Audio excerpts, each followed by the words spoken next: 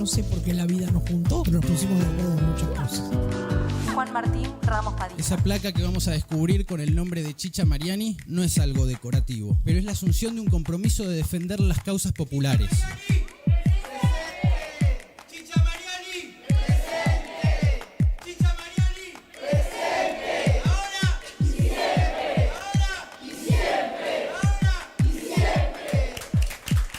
Radio Caput.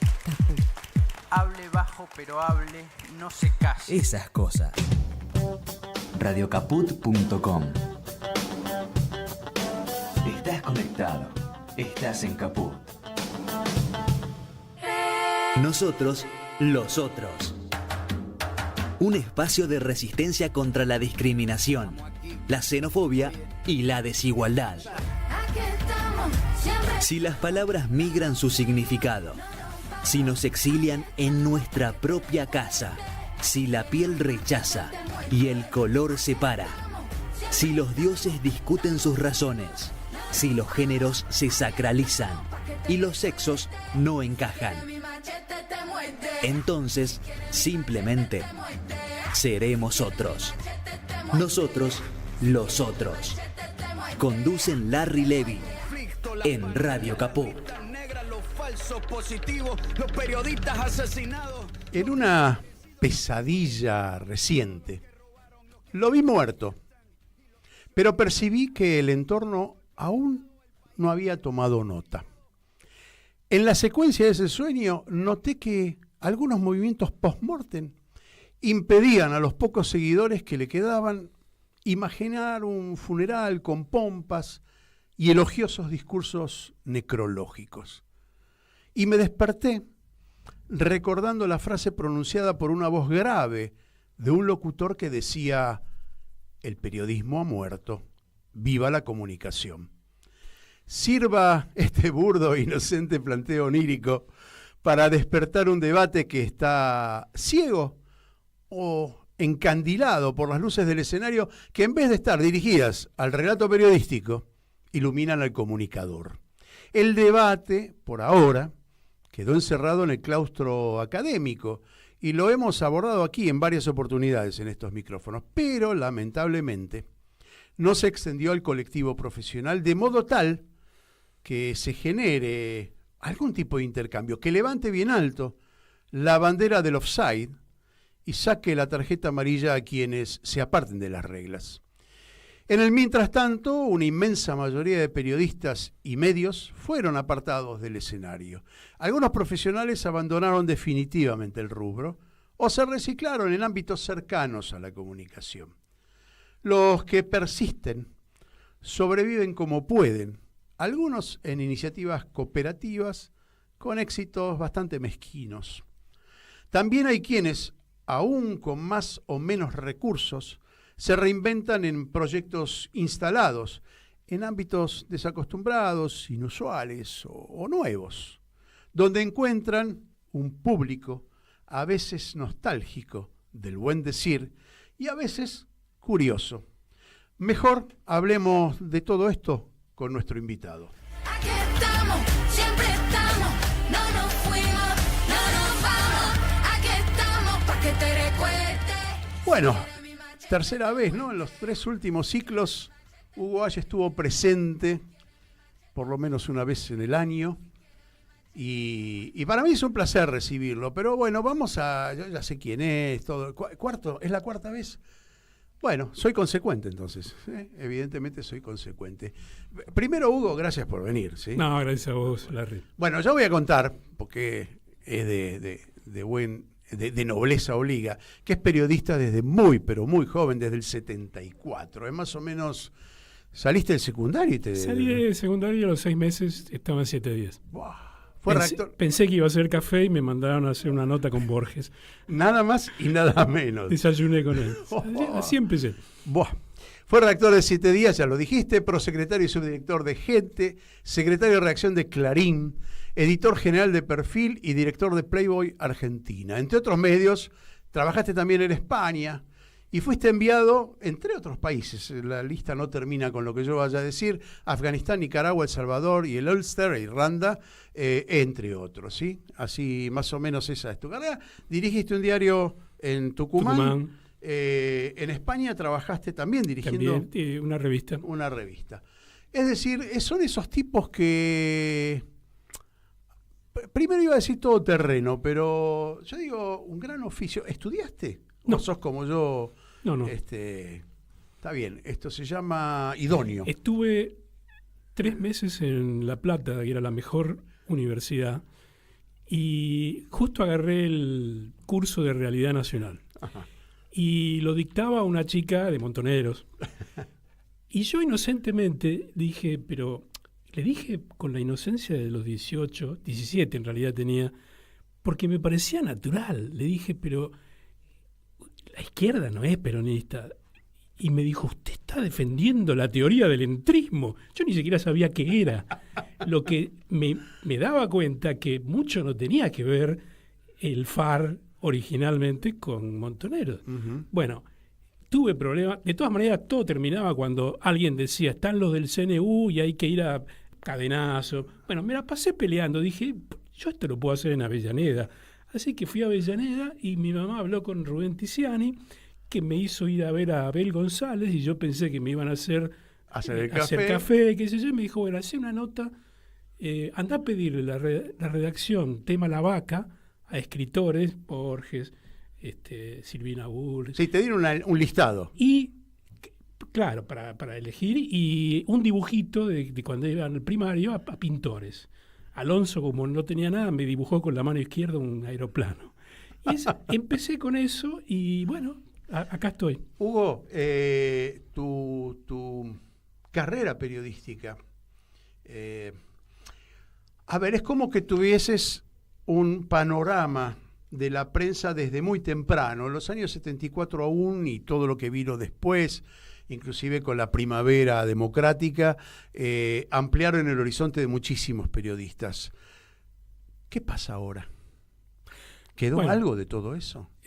No. No. Mejor dicho, quedó porque la gente tiene ganas de leer, eso lo vamos a hablar en un ratito seguramente, sí. Y lo descubrí que en mi muro de Facebook, de manera sorpresiva y asombrosa para mí, pero el periodismo, yo creo que hace 10 años ya que está herido de muerte o murió y se convirtió en otra cosa. Uh-huh. El periodismo se convirtió en una mezcla de publicidad y show. Vos tenés que estar a favor de algo o de alguien y hacerlo de la manera más entretenida posible y más fácil de entender. Eso es lo ni que siquiera hoy... sofisticación en el lenguaje, buscar una forma de... En televisión eso no existe. No existe. Y en radio, es el fenómeno. Nunca escuché FM, no es para mí. Uh-huh. Pero no era para mí cuando recién empezó. Ahora directamente es como escuchar, no sé, a los chicos que hacen esta música extraña que parece licuadora y todo es lo mismo. Bueno, no quiero parecer un viejo nostalgioso, pero... Y te iba a señalar esto que dijiste de Facebook. Facebook, digamos que tiene entre sus postulados, o entre su, digamos, target, en su objeto, gente grande, no pendejos. No, no es Instagram, red no de es veteranos. Claro. Sí, no. Pero sin embargo, en los últimos lee. tiempos empieza a leer, se empieza a capitalizar una lectura que hasta el momento no parecía tan multitudinario, tan expansiva. Sin embargo, en los últimos tiempos, con Milei, parece que mucha más gente adulta, y parece que se multiplicó también la pelea dentro de Facebook, ¿no? No sé qué es lo que vos percibís. Sí, Facebook era era el rinconcito de los veteranos, no había demasiado jaleo. Yo escribí mucho en la época de Macri, pero eso era político. Lo de Milei para mí fue un shock, una especie de situación asombrosa que empezó con el asesinato fallido de Cristina y a los 2 meses 2 millones de personas en la calle. Y yo esperaba 2 palos de personas en la calle en todo el país, alguna pintadita, algo. No, Nada. Y dije, esto es grave. Y después, al año siguiente, me demostró la realidad que era tan grave o mucho más grave, Que ganó porque esto es algo que ni siquiera en las peores pesadillas yo lo hubiese imaginado. Ahora, yo te vengo siguiendo hace muchos años, o nos conocemos, pero el último año, el último medio año, pusiste el acento en una, digamos, en una llamada, en una reflexión que tiene que ver con la ironía, con la sátira. Yo te leía el otro día y recordaba los mejores tiempos de humor, aunque por supuesto con un escenario absolutamente diferente, y sin compañeros, porque lo que tenía de buen humor es que había una cofradía de periodistas que se miraban y ya se conocían, ¿sí? No hacía falta ni que escriban para darse cuenta de que estaban en el mismo barco. En este momento, vos y algún otro más, qué sé yo, puede haber 10 en total, que asuman esta cosa de la sátira, el humor, incluyendo la autosátira, ¿no? Porque si hay algo también que quedó marcado, lo veníamos hablando antes de entrar al aire, vos me dijiste 678, fue de alguna manera un mojón en el periodismo, en la televisión, pero no por el fenómeno periodístico en sí mismo, sino por haber puesto sobre la mesa algo que la gente no conocía. 678 fue un programa de propaganda política, no era periodismo. Lo hacían periodistas, pero era un programa de propaganda que instaló un tema del cual nadie hablaba, que eran los medios. A mí me preguntaron durante años, ¿quién es el dueño no, Clarín tiene gente también? ¿Quién es el dueño de gente? Fontevecchia tiene gente, ¿y qué más? No tenía la menor idea del mundo editorial, y a partir de la pelea con Clarín, el tema medios lo instaló 678. Con eso solo ya hay para agradecerle a ese programa. Yo hubiese ido, pero encantado como invitado.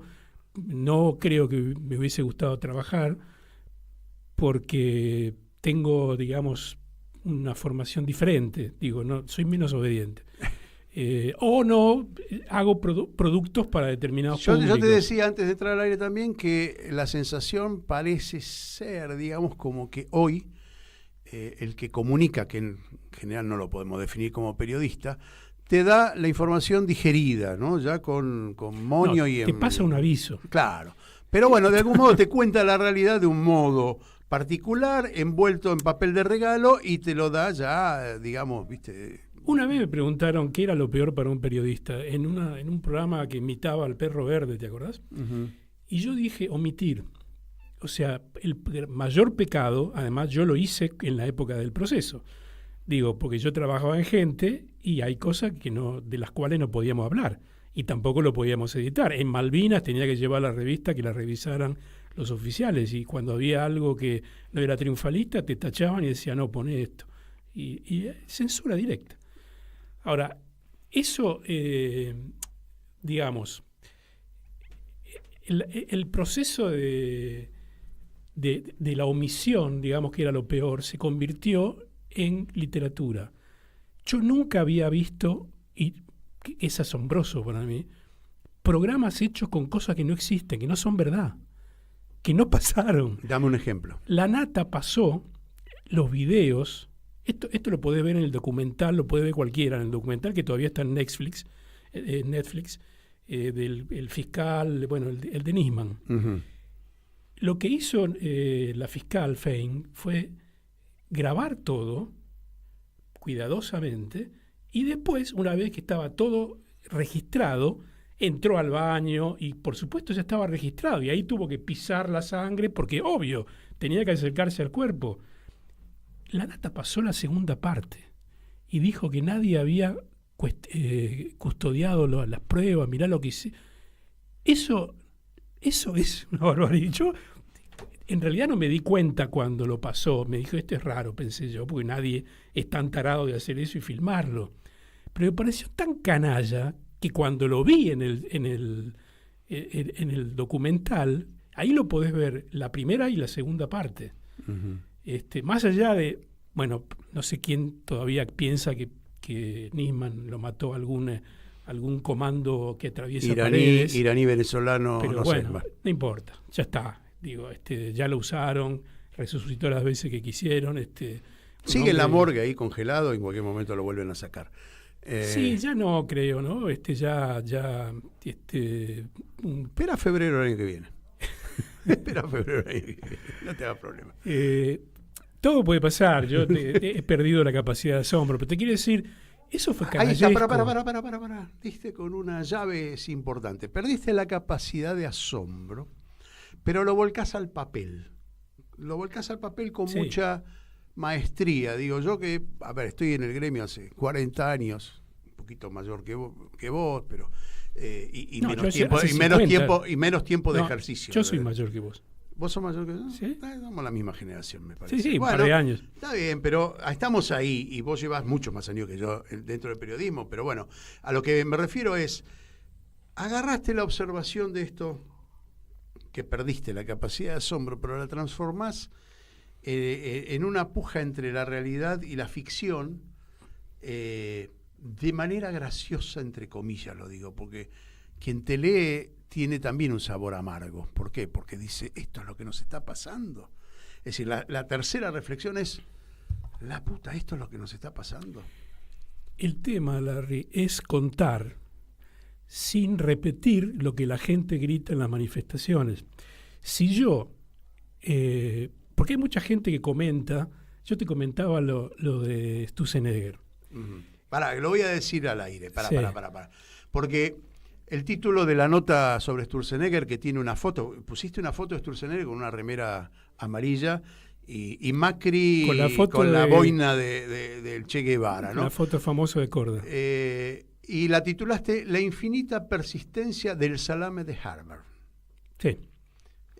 Nuestro tierno profesor de Harvard ya tiene 2 default en el lomo, el primero en tiempos del megacanje con De la Rúa, el segundo con Macri en el estallido económico que terminó con el salvavidas de plomo del FMI. ¿Estamos en una situación bastante parecida o no ahora?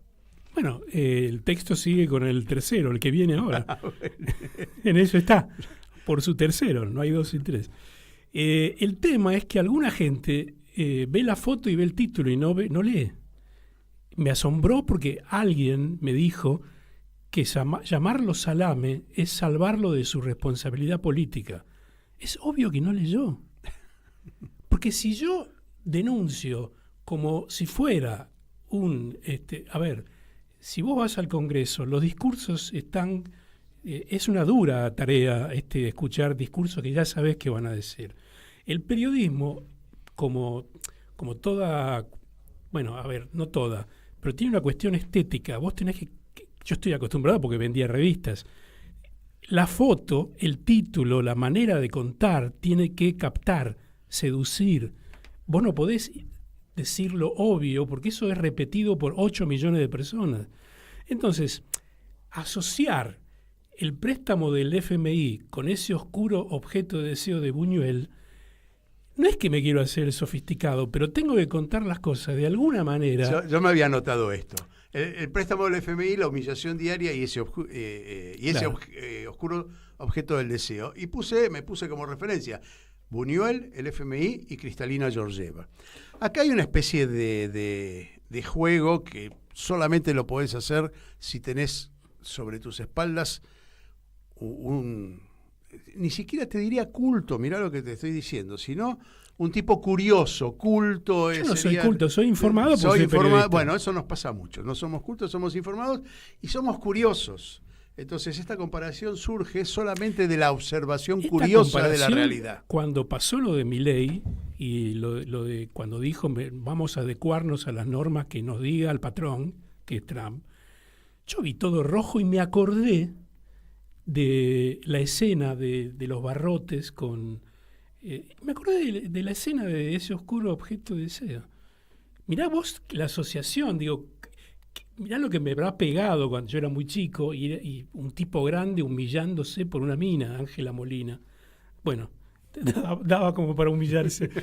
Pero dije, y bueno, no pude hacer otra cosa. ¿Por qué? Porque es una pulsión. Te tiraste otro título, La increíble historia del odio gorila y su cría favorita. Claro. 2 puntos, el peronismo. Porque Y enlazaste, no, para, déjame porque yo Sí. le presté mucha atención. Enlazaste la fe y el fanatismo. ¿sí? Claro. Como elementos que se ponen en juego en el receptor de la noticia. Y esto es 678, es, digamos, no quiero ponerle fanatismo porque aprecio mucho a todos los periodistas que estuvieron ahí, me parece que ejercieron un rol en ese momento, vos lo definiste muy bien, pero claro, si vos seguís con esa temática, estás tirando panfleto todo el tiempo, y esto es lo que te convierte en fanático. Ahora, es un acto de fe finalmente. ¿Por qué? Porque estás creyéndote lo que es como, viste, el pastor Yo creo que evangelista. Yo envidio a la gente que tiene fe porque debe ser muy cómodo. Y tiene resuelto todo, tiene todas las respuestas, pero, claro. Por supuesto. No es lo mío. Y mucho menos en lo político. Y como mi carrera, yo nunca milité en ninguna parte. Fui delegado del Carlos Pellegrini, todos me querían captar, pero yo nunca acepté... No era obediente. ¿Pero por pudor o por qué no aceptaste? Porque ¿Hubieses no querido? No, a ver, recuerdo una memorable charla con dos minas que estaban muy buenas, eran troscas. Me querían, no me acuerdo cómo se llamaba el grupo, TERS, creo, no sé. La TERS, sí, La Tendencia TERS. Estudiantil Revolucionaria Y Socialista, me decía, ¿no era? pero yo no entiendo esto del clasismo. Yo no entendía cuando me decían clasismo. Es una postura clasista. Yo dije, clasista, pero explícame. Digo, no, vos empezás a militar y después vas aprendiendo. Dije, no, yo no empiezo a militar y después aprendo. Yo quiero primero saber y después, si quiero... bueno, nunca milité. Uh-huh. Nunca tuve esa fe que hay que tener. Y para decir, me acuerdo del libro de Sigal, que yo hablaba, en esa época estábamos en Perfil, y él escribió un libro cuando quedó en la orfandad porque se cayó el muro. Ajá. Todos los militantes del PC es como que perdieron... Sí, se volvieron huérfanos. La muerte de Dios. Claro. Uh-huh. Después se ve que entró por otro lado porque fue a laburar con Macri, pero esa es una historia que no conozco porque dejé Vamos de a verlo. definir cuál de los dos Sigal, porque son dos hermanos. No, primos, creo que. Eduardo primos, Sigal es sí. del partido... de algo Alianza. Frente Grande. Frente Grande, el viejo Frente Grande. Sí, tiene lo hemos invitado aquí. Aníbal Ibarra, claro, tiene, lo hemos invitado. Sí, al intendente de Ensenada, que es muy interesante. Jorge Sigal era...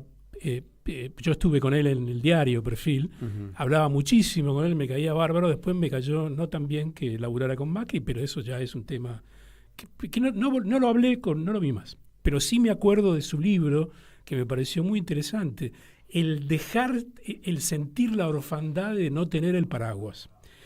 Y yo veo que muchos peronistas tienen ese paraguas que para Moreno es el viejo peronismo que repite lo mismo que hace 70 años y pone la marchita. Hay una fe en lo político. Yo creo que... ¿Se le puede pedir a la gente que estudie profundamente a toda una masa de gente o esa fe está bien en última instancia? Lo que pasa es esa esperanza de... La fe, a ver, es como llamar fidelidad a quedarse con una persona. Fieles son los perros. La fidelidad... Yo soy leal en todo caso a otra persona o a un partido. La fidelidad es un rasgo animal, según creo yo. Uh-huh. Hay que ver porque alguien me lo puede desmentir etimológica. Sí, y entraríamos en un terreno que... Lo que digo es que alguien fiel tiene que ver con, no importa, yo me quedo. Una vez le preguntaron a Pepe Scioli por el hermano, que se rumoreaba que se iba a ir con Macri. Uh-huh. Y dijo, de ninguna manera, no conocen a mi hermano. Mi hermano fue leal a Menem, a Duhalde, leal a Menem, leal a Néstor y ahora es leal a Cristina. Yo nunca supe si lo dijo a favor o en contra. Bueno, y creo ahora que es leal a Milei, así que me parece que fue en contra. Bueno, por lo menos es por deducción, por decantación. Vos podés tener fe en muchas cosas, se ve. Hugo, volvamos un poco al periodismo y a lo que sea. A ver, porque yo encuentro... mucha gente de nuestra generación. Vos sabés que hoy sos viejo. Yo me acuerdo una vez cerraron el departamento de noticias de un canal en el que yo trabajaba. Fui a pedir, tenía 40 años, y fui a pedir trabajo a otro canal y me dijeron, no, ya estás viejo. 40 años, ¿sí? Y le digo, ¿cómo viejo? Le digo, ¿qué me estás diciendo?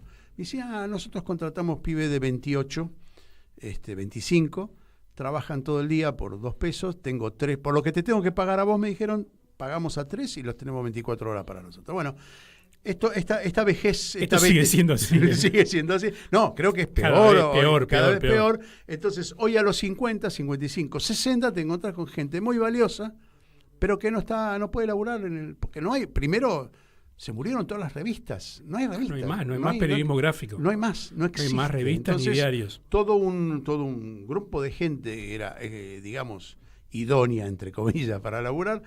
Bueno, no encuentra dónde. No.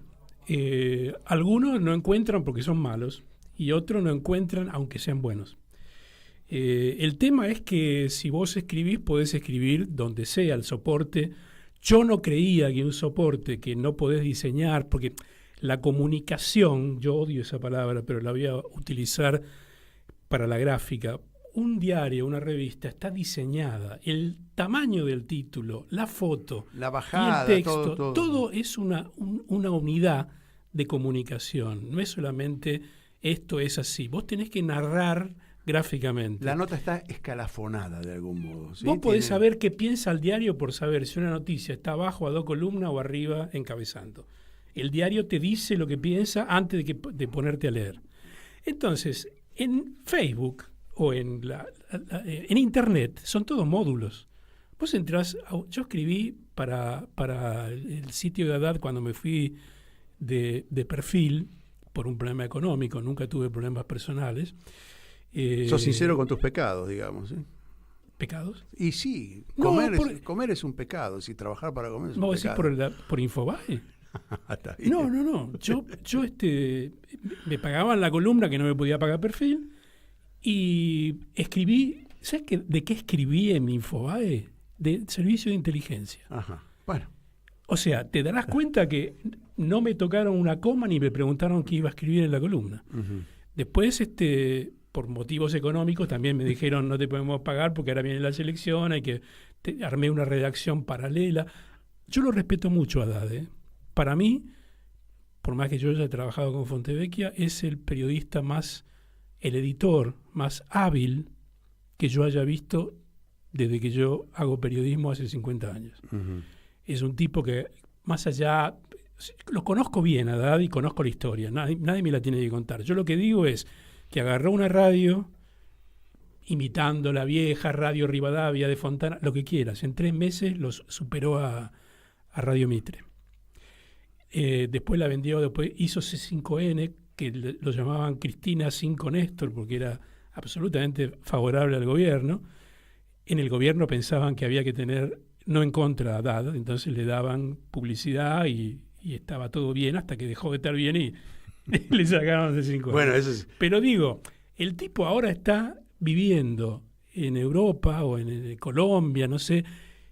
Después, bueno, está trabajando en inteligencia artificial. Yo cuando hacía la revista, una revista para la mujer de Haddad, que era una revista de hombres y de mujeres, de moda de mujeres y una revista de hombres juntas. Uh-huh. Pecado mortal. Sí, evidentemente. No se puede juntar una revista que trata a la mujer como tratan las revistas femeninas y una revista para hombres que cosifica a la mujer. Uh-huh. Pero el intento valía, bueno, me dejaron trabajar bien, trabajé.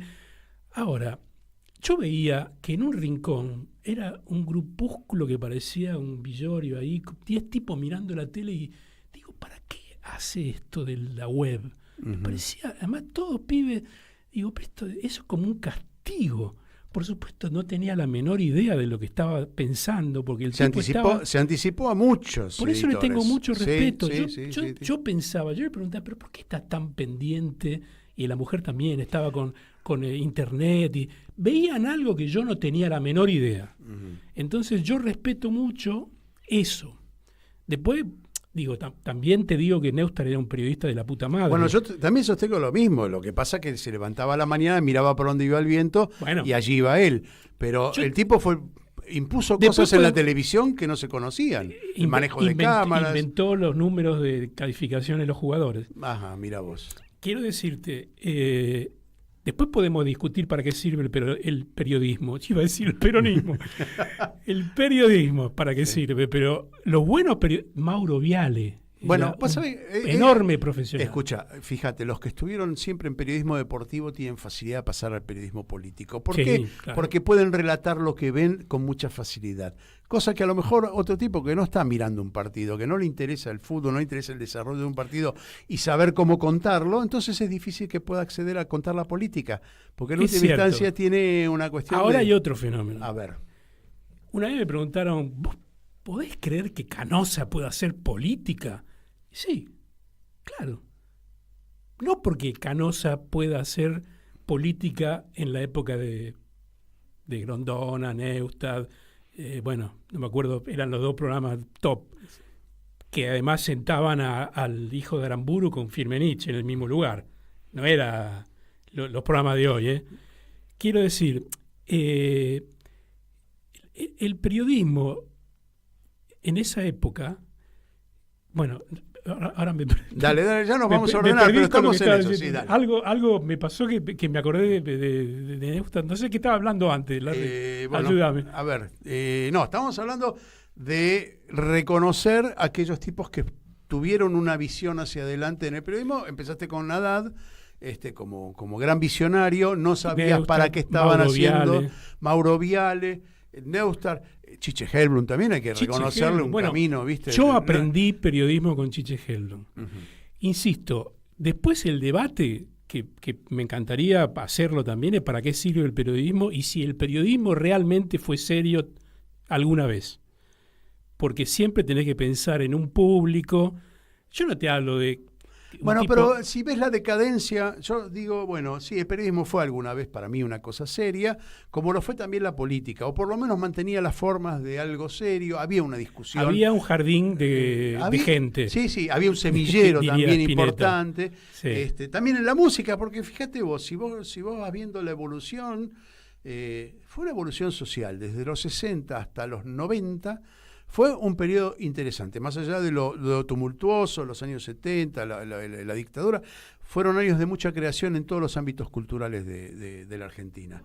Después viene la decadencia. ¿A qué atribuirlo? No lo sé, quizá tenga que ver con un problema mundial, tenga que ver con una evolución, pero es cierto, porque vos fíjate que a vos que te gusta la música, el rock, y sos de aquella época donde... No, vos me recuperás gusta- a Frank Zappa, yo me- ya lo no, sé. Sos un Zappa, fanático. no me hablé de Pero, rock, porque yo empecé con Zappa y después no pude volver atrás. Vamos a seguir hablando de esto de la evolución. Vamos a hacer una pausa porque es interesante, ¿no? Sobre todo porque estamos como nostálgicos. Además me pierdo, me perdí con lo de Neustadt. Tiene que ver con la edad. No. Te juro que tiene que ver con la Yo edad. soy un tipo de 30 años que tiene mucha experiencia. Nada más. En una carcasa un poco deteriorada como la mía. Vamos a una pausa y enseguida volvemos con nosotros y con Hugo Ash, que nos visita hoy. Enseguida volvemos con Estamos aquí, Nosotros, los otros, estamos aquí, en Radio Capó. estamos aquí. ¿Cómo puedo hacer para escuchar Radio Caput en el celular? Primero lo importante. Prenda el teléfono. Así me puedo acercar a saludarlos y... Abra el Play Store de Google. Tipee en el cuadro de búsqueda Radio Caput. Caput con C. No desesperes. Es la única que hay. Toque el botón instalar y espere unos instantes. La aplicación de Radio Caput ha sido instalada exitosamente. Busque el icono en su celular. Los quiero mucho, los aprecio y los admiro mucho, lo que hacen, los felicito. Y podrá escuchar la única y reemplazable programación de Radio Capó. Sería un placer para mí, realmente. Radio Capó. Mandanos un WhatsApp. Mandanos Sarasa y Noticias. 11 65 16 44 46. ¿Querés arrancar la mañana bien informado? Infosiberia, las noticias en tu celular. Manda un mensaje de WhatsApp al 1128679078 y recibilo gratis todas las mañanas.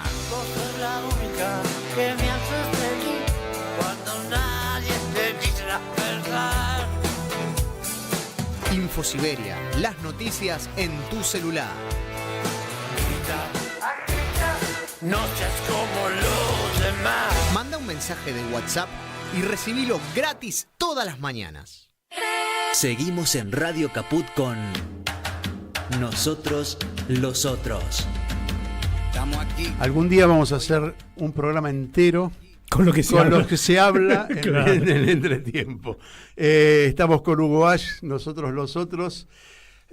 Hugo, venimos hablando del periodismo. Vos sos un tipo, bueno, de alguna manera sos como mi mojón, ¿no? Yo tengo a Kaufman, que me representa a mi ribotril, siempre lo digo al aire. Ricardo Aronskin, que es de algún modo el que me relata lo que está pasando en la macropolítica. También debo reconocer a Daniel Feierstein, que tiene una mirada alternativa a la política, a lo que primero se te ocurre políticamente. Y lo demás son invitados extraordinarios que he tenido durante las últimas temporadas, que han contado lo suyo. Ahora, hablar de lo nuestro, del periodismo, nos hace un poco periodístico-céntricos, ¿no? De alguna manera estamos hablando de nosotros, pero estamos hablando también de lo que pasa políticamente en la Argentina. Y yo te decía que valoraba mucho toda esa evolución de los años 60, 70 hasta los 90, y después empezó un periodo quizás con Menem, para ponerle una figura. La década del 90 es una tragedia. Claro, y yo creo que es el comienzo de la tragedia, y lo que estamos viendo hoy es un coletazo de aquella tragedia. La marginalidad, ¿no? Nació en los 90. Ajá. Y también en el periodismo, la marginalidad. Los pobres, para un pobre, el insulto de pobre contra pobre era villero. A Houseman le gritaban villero, porque era el pobre que no quería laburar y vivía en una casa de lata. En los 90 no hubo más escape de la villa y empezó a caer más gente. No hubo más ascenso social. ¿Y qué hicieron los villeros? Lo que hicieron los negros, que no podían cambiarse la piel en Estados Unidos. Black is beautiful.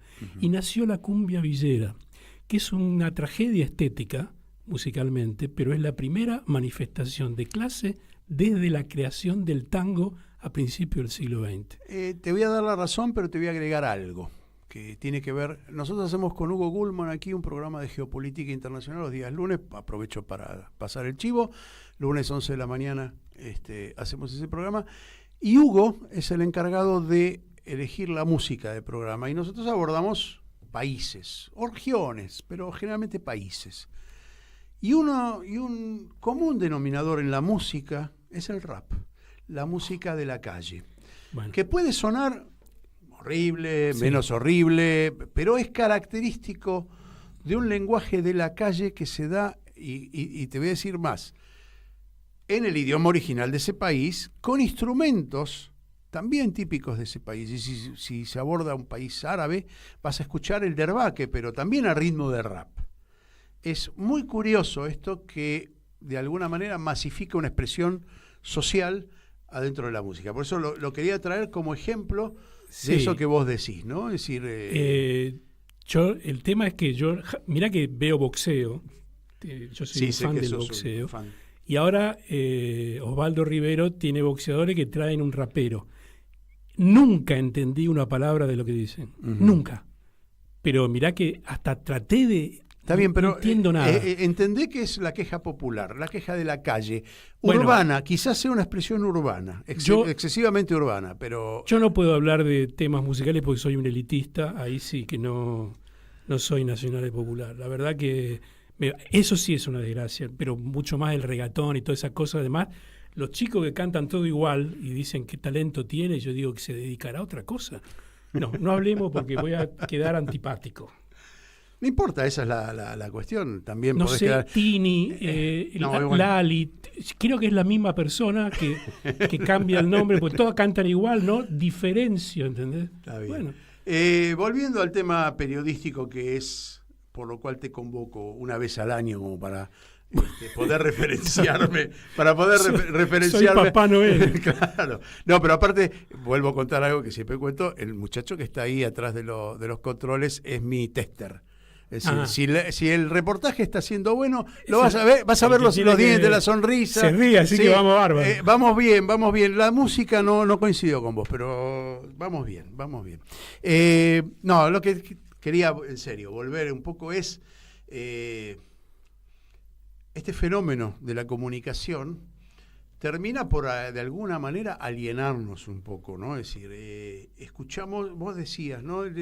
Uno percibe los mismos títulos, las mismas intencionalidades, no hay una oferta de lectura muy amplia, cada vez se achica más, se fragmenta más. Encontraste vos tu nicho en Facebook, pero también está Instagram y hay otras formas de comunicación y hay portales también de noticias. Claro, pero yo escribo, el único lugar para escribir es Facebook, no se puede escribir. Te hago una pregunta, pero está bien, pero te hago una pregunta.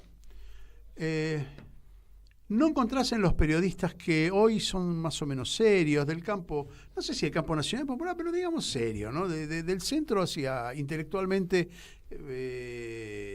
digamos, consagrado, lo digo entre comillas porque es una palabra que no me gusta, pero ¿no encontrás que te dan una semblanza política ya digerida, es decir, esperable, con palabras académicas, con una, digamos, no sé cómo decirlo, una pretensión de erudito, y finalmente termina siendo uno más, un análisis más? Mientras hablaba yo pensaba en Pañi, porque pero Pañi es muy bueno. Es muy bueno. Uh-huh. El único programa que yo veo, y lo quiero decir porque el resto, bueno, espío un poquito y hasta que me canso, es el programa de Berkovich. Ajá. Alejandro Berkovich, no en radio, porque estás en FM, hablando del lunes a la noche, a las 11 de la noche, que hace un programa económico. Sí. Es muy serio, no el humor, que la verdad no es, no merece el programa. Pero Berkovich me parece un pibe. Cada vez que digo que se murió el periodismo, me acuerdo que está Berkovich. Uh-huh. ¿Te puedo sumar a alguien? Sí. Ari Lijalad, un buen periodista de investigación. Claro, el que está con Navarro, sí, totalmente. Sí. Absolutamente. Lo hemos tenido aquí. Jagroski, si consigo a alguien que me traduzca lo que trata de decir. Jeroglífico. Pintaba bien, pero no le entiendo. Es la parte faraónica, la parte egipcia, digamos. Empezó bien y algo le pasó en el camino. Sí. Pero quiero decir, como yo tiendo a decir que el periodismo ha muerto, después me acuerdo que hay tipos que valen la pena. Sandra Russo me parece una chica que es coherente ideológicamente de Página 12, lo era en 678 y lo fue después, que pasar por 678 la destrozaron. No tenía laburo en el gobierno de su gente. En fin, yo lo respeto mucho. Ahora, hay gente que respeto pero que no consumo. El periodismo creo que tiene que tener lo que yo aprendí con Hellblum. Vos tenés que darle algo a la gente para que pique, para que se entretenga. Porque si no, vos tenés que leer a Zizek porque te gusta y comprás un libro y estás ahí adentro. Si vos estás en un kiosco, y ahora mucho peor, en una red que vos tenés que la gente pasa y mira, vos tenés que decir, quédate acá que... Eso es lo que aprendí vendiendo revistas. Uh-huh. Vos tenías una tapa que tenía que ganarle a la competencia que estaba exhibida. Eso se murió. Pero en la red, yo lo que hago es lo mismo que hacía con las revistas. Déjame que te pregunte, ya que estás diciendo eso, un diario que que era muy aburrido en su diseño estético, como La Opinión. No, era Le Monde, la copia de Le Monde. Más aburrido porque las ilustraciones eran de menor calidad. Pero bueno, digamos. Pero Perfil fue eso también. Es un diario frío. Uh-huh. No es que, diario feo es Ámbito Financiero. Sí, horrible. Que era igual que el Pelado Ramos. Uh-huh. Los diarios se parecen a sus creadores. Y Perfil era frío, como Jorge. Pero bueno, la oferta se achicó. Es decir, si yo te tengo que desapareció. Desapareció. Bueno, si yo te tengo que preguntar qué leías en los años, 2000, para no irnos tan atrás. ¿Cuál era tu recorrido diario de lectura? Yo recuerdo en algún momento, por ejemplo, si no leías Clarín, la sensación era que no estabas informado. Pero ¿sí? yo soy un periodista profesional, yo leía todos los diarios. Ajá.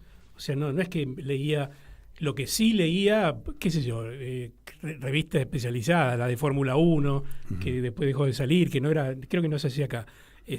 alguna sobre música, pero yo leía todo porque tenía que trabajar en todo. Acordate que yo no es que hago política, hice política, tenía una columna deportiva que era una manera de hablar de política.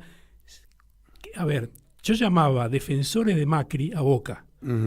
Eso no lo podía hacer en una columna política. Yo hablaba y decía cosas de cuestiones políticas que tenía impunidad porque estaba en una columna deportiva. Está bien. Eso es lo que buscaba. Eso es lo que veo que se está perdiendo. Si te tengo que preguntar de otros personajes del periodismo, que yo, Aliberti, se me ocurre, Berbisky. A Berbisky lo respeto muchísimo. A veces no estoy de acuerdo. Él defiende, acusa ahora, está de moda acusar a Kicillof. Yo creo que falta que le peguen a Kicillof. Ya ganó 2 elecciones, en un contexto no difícil, dramático. Adverso, absoluto. Yo tendría un poquito más de respeto con ese muchacho. Y Berbisky no está, pero yo creo que yo lo leo religiosamente, lo leo. Es aburrido, no escribe tan bien, hace chistes que repite y no son graciosos, pero yo creo que es el mejor periodista en ese estilo que yo he conocido. ¿Y Aliberti? Me aburre. Ajá. Me aburre porque tiene un tono monocorde. Que él si hace un editorial o recita, no sé, lee un menú, vos te quedás escuchando por la voz. Es como... Tiene una voz, es demasiado. Tendría que aflojar un poquito, porque es como que vos no podés tocar todo el tiempo a una velocidad, no podés... Paganini hubo uno solo, estaba loco, pero vos no podés hacer eso permanentemente, tenés que... Y yo lo escucho y la verdad que no es alguien que me divierta. Es respetable, hace 40.000 años que tiene un programa, tiene una academia para enseñar periodismo, y digo, estoy hablando de un maestro, mucho mejor que yo. A mí me aburre, ese es el tema, pero por ahí yo le parezco un frívolo, digo, está bien. Y aparte de Pañi, ¿a quién lees hoy? A Pañi veo su programa, la verdad que no leo La Nación. Hace rato que... Bueno, pero vos dijiste que eras profesional, que tenías que leer todo, La Nación... Pero no, en esa época, en la época que yo hacía diarios... Bueno, entonces... Sí, hace 10 años yo hacía una revista infantil de deportes. Entonces leía Olé y sabía todas las noticias del mundo del fútbol.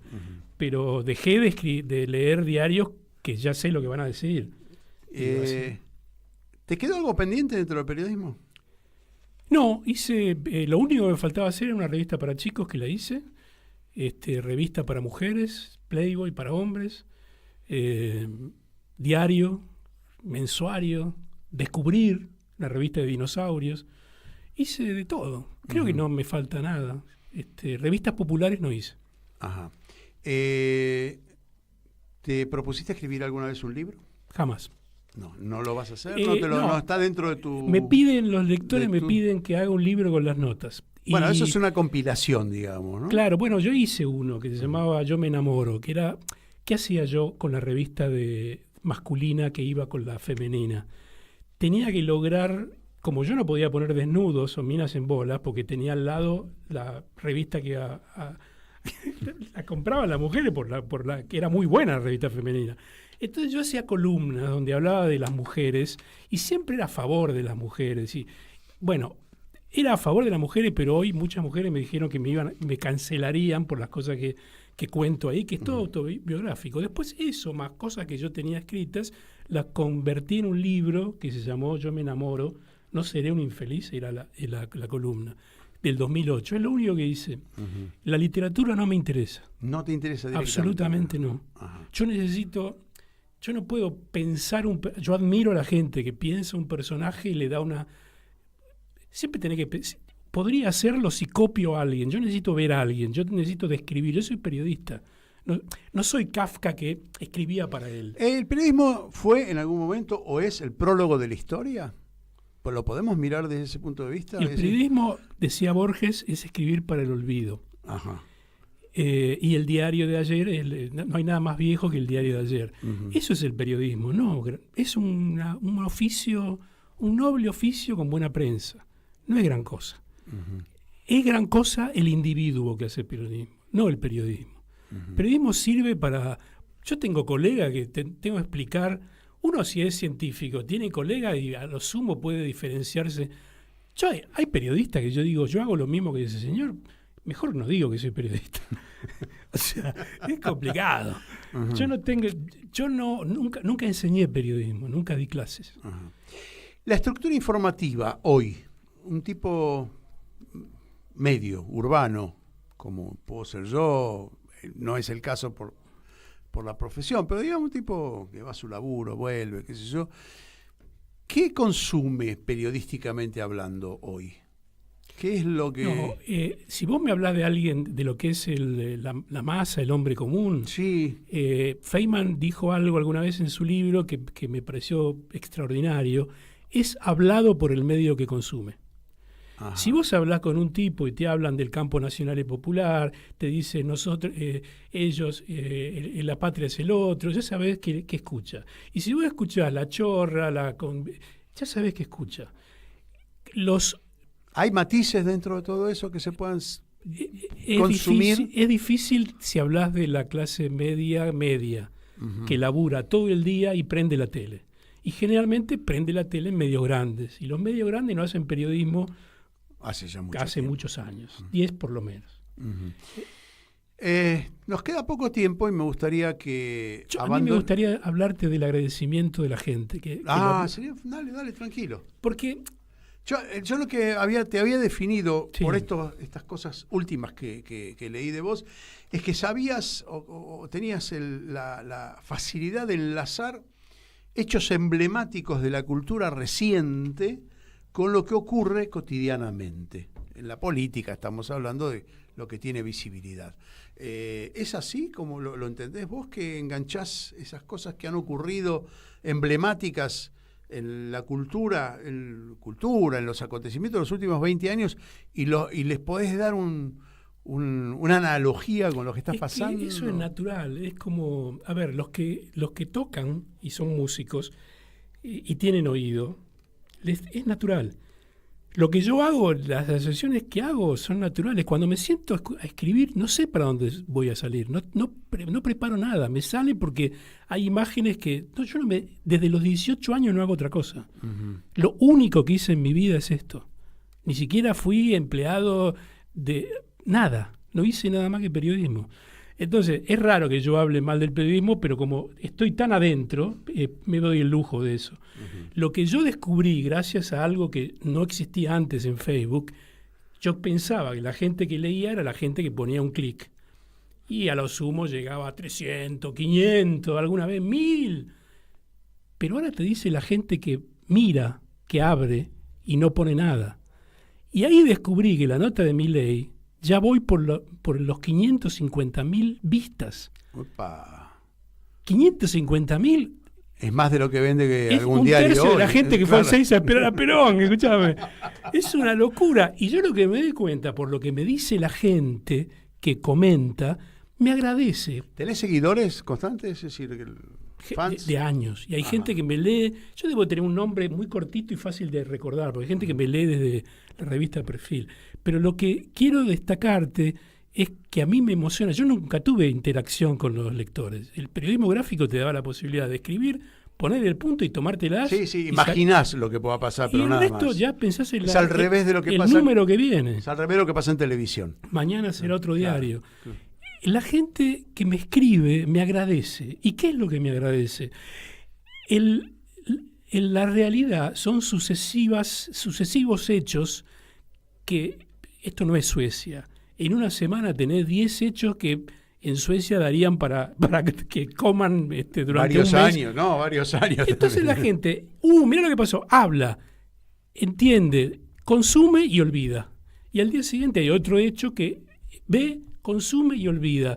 En la semana yo hago y te cuento la semana y la gente me lo agradece porque la visión de todo eso, explicado con cosas que vos recibís que tienen que ver con lo que vos decís, lo cotidiano, o cosas que están en mi historia, de una manera desacartonada, no queriéndote vender que yo vengo de Harvard a explicar absolutamente nada. Bueno, eso es parte del periodismo que yo te decía antes, que eso es ¿no? periodismo. La erudición como... Si yo fuese un erudito, daría clases, estaría en la universidad. Yo fui a la universidad a dar charlas, nunca como alumno, no llegué. Yo me fui del curso de Realidad Nacional que te conté a la redacción de 7 días y de ahí no salí más. Hugo, ¿y cómo te informás? Viendo de todo. Ajá. Menos algunos canales, digo. ¿Conoces InfoSiberia vos? No. No conoces. Martín, ¿le informamos cómo es la cosa? ¿Querés arrancar la mañana bien informado? InfoSiberia, las noticias en tu celular. Manda un mensaje de WhatsApp al 1128679078 y recibilo gratis todas las mañanas. Vos sos la única que me haces feliz cuando nadie te dice la verdad. InfoSiberia, las noticias en tu celular. No seas como los demás. Manda un mensaje de WhatsApp y recibilo gratis todas las mañanas.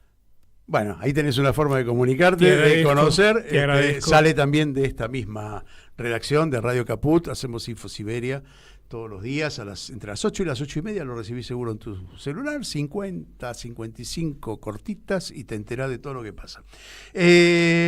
Vamos a tener que ir cerrando y te quiero pedir, y ahora sí vamos a ponernos un poquito más serios, porque la comprensión de la realidad nos obliga de alguna manera a pedirte que nos des una mirada hacia lo que vos pensás que va a ocurrir políticamente en los próximos meses, en los próximos tiempos. Uy. Bueno, Para cerrar, te tiro ahí la bola de cristal. La situación es trágica.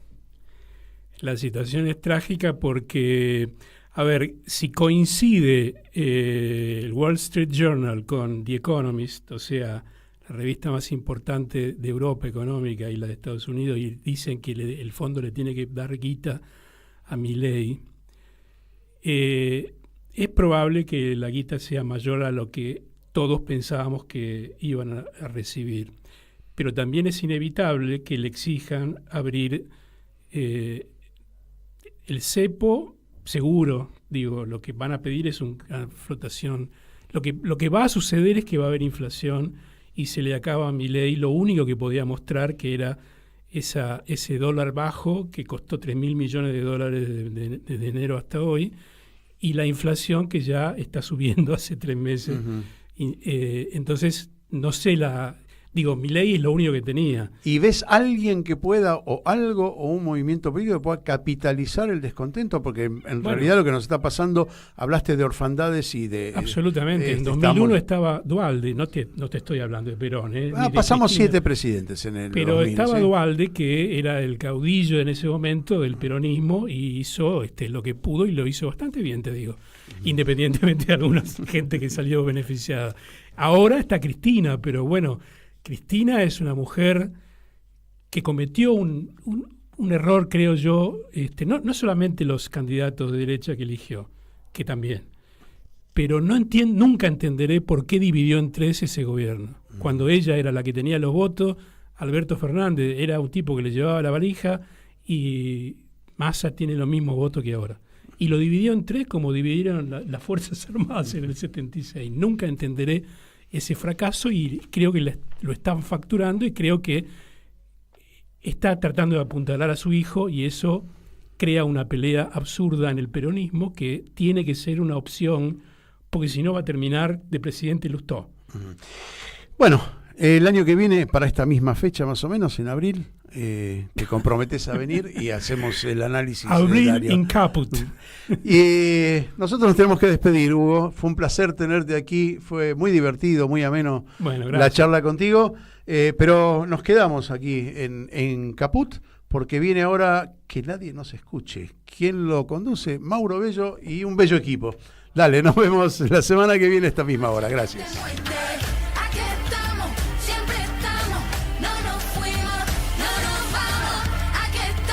Que te recuerde, si quieres mi machete te muerde. Hasta aquí, Nosotros, los otros de hoy. Estar en la guerrilla, los hijos del conflicto, las pandillas, las listas negras, los falsos positivos, los periodistas asesinados, los desaparecidos, los narcogobiernos.